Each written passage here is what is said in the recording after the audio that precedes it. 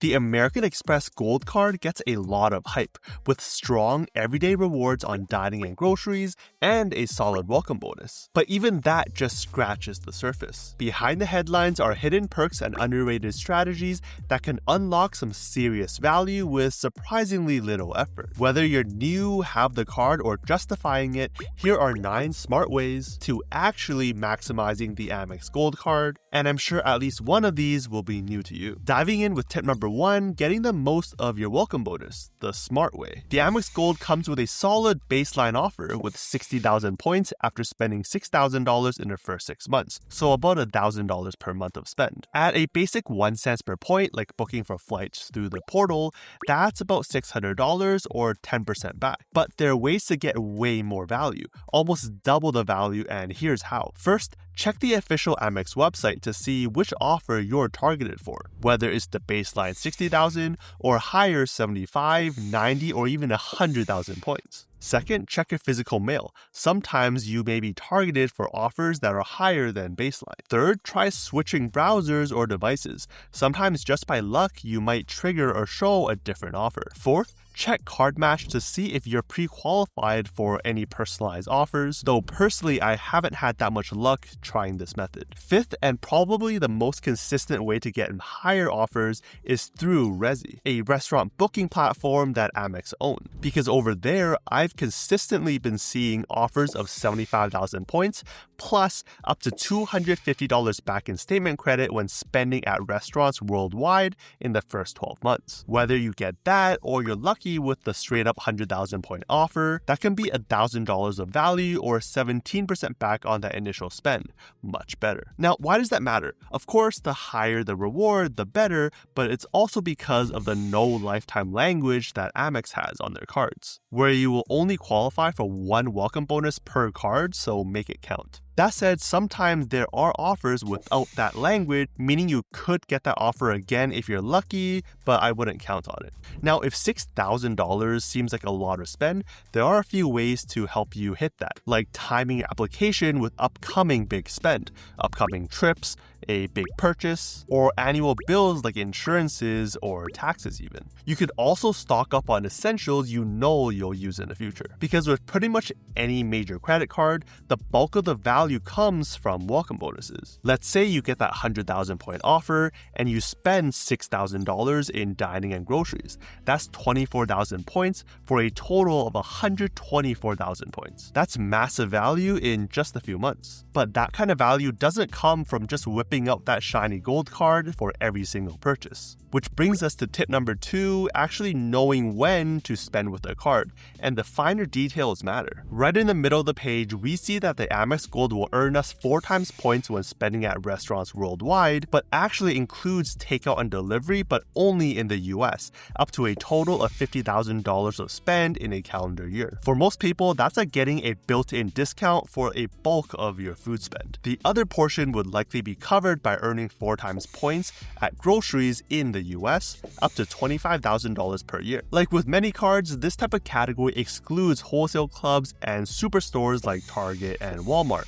However, the caveat here is that Walmart neighborhood stores do count, which is more of a quirk of how Amex codes their merchants compared to Visa and MasterCard. And then there's a somewhat underrated offer, which is earning 3 times points when booking flights through their portal or direct with the airline. For a card that's not really marketed as a travel card, this is a solid add-on benefit, especially when booking direct gives you more flexibility if things go sideways. It's also worth pointing out that the Gold Card has no foreign transaction fees, so you can spend abroad and earn those 4 times points when dining abroad, which is great for travelers and foodies alike. But outside of those categories, like clothing, electronics, or general shopping, you're only earning 1 times points per dollar, which is really weak. For those type of purchases, put it on a better catch-all card like the Citi Double Cash, Wells Fargo Active Cash, or even the Chase Freedom Unlimited. Bottom line, know where the Gold Card shines and where it doesn't, and you'll rack up way more value with far less waste. Now, knowing where to earn the most value is one thing, But what else can we do to help justify that $325 annual fee, which is no small amount? That brings us to tip number 3, which is actually made up of 4 mini tips, each focused on one of the Amex Gold's credits. Because when you understand the details, you can actually maximize them to earn more than the annual fee back year after year. Starting with the first of the bunch, the dining credit worth up to $120 per year, given $10 a month towards a list of specific partners like Grubhub, The Cheesecake Factory, Goldbelly, Wine.com, and Five Guys. Now, if you're already eating at these establishments, that's amazing because then it's pretty much like free value. But for most people, myself included, Grubhub is probably the most useful option here. But to avoid most of those extra service fees and probably get your food even faster, considering ordering for pickup. Better yet, if you have Amazon Prime, you can get free Grubhub Plus membership, which will reduce those delivery fees and sometimes have special discounts as well. Next up is the Uber credit, also at $120 a year, given $10 a month, which can be used towards both Uber rides or Uber Eats. Now, you'll get this automatically as long as you link to your account to your card, but know you'll actually have to spend with an Amex card to be able to use these credits. That does mean if you have the Amex Platinum card, it stacks. You could spend with the credits from there by paying with the Amex Gold card as well. And like Grubhub, pickup orders are a great way to make the most out of these credits, while keeping an eye out for Uber promotions, sometimes saving 10, 20, or even 40% off your order. The added bonus on top, link your Delta or Marriott accounts so you can earn points and miles on top as well. Then comes the slightly newer credit, which is the Resi Dining credit. Twice a year, you'll earn up to $50 back or $100 total when spending on Resi restaurants. The detail here is that you don't need to actually book through the Resi portal.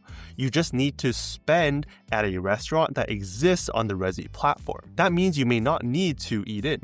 You may be able to order takeout as well, as long as they have their own system or a POS like Toast. It doesn't seem to work if they have a storefront, like the DoorDash storefront, which is just DoorDash but rebranded. There are also some data points showing this working when buying gift cards through the restaurants, but then it's a bit more of a gray area and less common. Then there's the more quirky one, which is the Dunkin' credit, earning up to $7 per month statement credit or up to $84 per year. Now, if you don't live near a Dunkin', like in my situation, it might seem useless at first. But the play is to actually reload your app balance every single month, because just like all of the other credits we've talked about, it's use it or lose it. That way you can pile up these credits and then use them when you actually visit a place with a Dunkin' nearby, like I may be going to New York. Or be a nice friend and spend it on someone who does live near one. If you're able to max out all of these credits, that's $424 every single year. And even if you only use half of them, that still knocks out a big chunk of that yearly fee. Alright, tip number 4, although the Amex Gold card is not typically thought of as a travel card, but along with the 3 times points on flights, it also comes with a whole host of protections for when things go sideways, like the ones on the product page listing baggage insurance covering lost, damaged, or stolen luggage, up to $1,250 for carry-ons or $500 for check-in luggage, collision damage waiver for rental cars, which is secondary,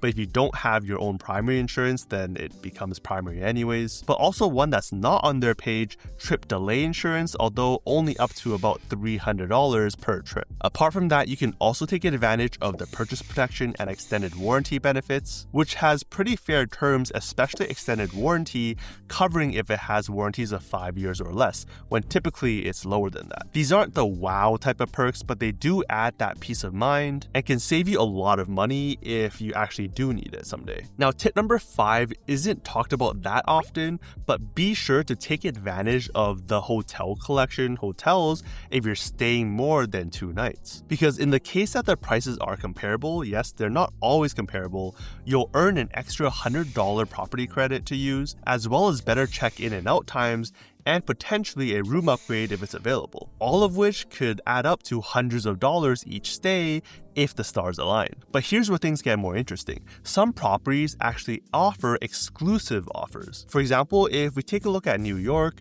the Park Lane Hotel, you can get a complimentary third night. At the Andes, you get 25% off select nights. Or even at the Times Square Edition, which I have stayed at and love the interior, they're offering a $300 property credit. These promos do change depending on the date or the hotel you're staying at, but combined with the original hotel collection benefits, even if the price of these hotels is a little bit higher than, say, on Google, it may still be worth it. Another way to potentially save hundreds of dollars, Amex offers. These are targeted deals you'll find in the app or on the dashboard and cover a variety of stores from travel, dining, retail, and more. Different cards will have different offers, but in my experience, Amex has one of the higher value offers compared to all the rest, like Chase, Capital One, you name it. Like on my Amex Platinum card, saving over $700 on previous offers. My suggestion, take a few minutes every month to go through and add the offers that even remotely sound like ones that you may use. But the bonus tip here is that a lot of these are actually statement credits,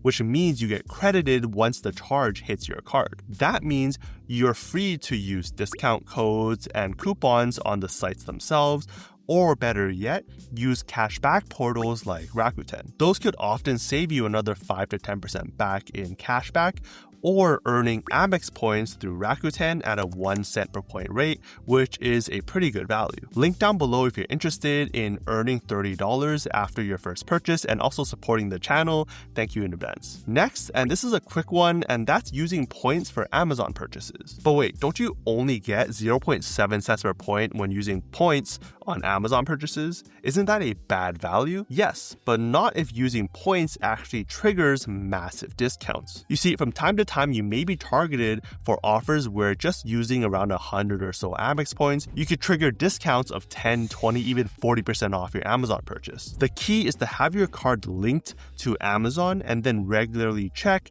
amazon.com/Amex offer to see if you're targeted. Remember, only redeem enough points to trigger the discount, not for the entire purchase. Now, tip number 8, and this won't apply for everyone, but for those that do, this is one of the easiest ways to save every single year. And that's with discounts on annual fees in one of 2 different ways. First, if you're an active duty military member, you can get the entire $325 annual fee waived. And that's for all Amex personal cards, the gold included, simple as that. And second is if your employer is part of the Amex corporate program. Mine is, and that's where if we wanted a corporate card to spend with, it's actually Amex branded. And with that card, we can get discounts on our personal Amex cards, taking $100 off the annual fee of the gold card every single year and varying amounts for their other cards. So if you do qualify for any of these, that's one of the easiest savings you can have. So we covered how to save when it comes to credits and discounts,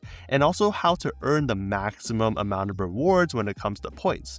But all that work would go to waste if you're not using your points in the best ways possible. That means not redeeming at 0.6 cents for statement credit, 0.7 cents for gift cards or Amazon, maybe 1 cent per point booking flights through their portal. But in my opinion, the best and highest value ways come from transferring these points to their transfer partners. That's where 99% of all my points have gone, redeeming at around 3 to 4 cents per point on average. At that value, the 4 times multipliers is like getting 12% back in value, which is insane. For example, I've converted my Amex points to Aeroplan plenty of times, redeeming flights like this to Taiwan for 75,000 points, like this to Japan for 55,000 points, and these across the continent for mid 20,000 points, each with barely $50 to $100 in fees. But what's actually new is with one partner that really only Amex has good transfer rates to, and that's with ANA. On the downside, they're getting rid of the round-the-world redemption,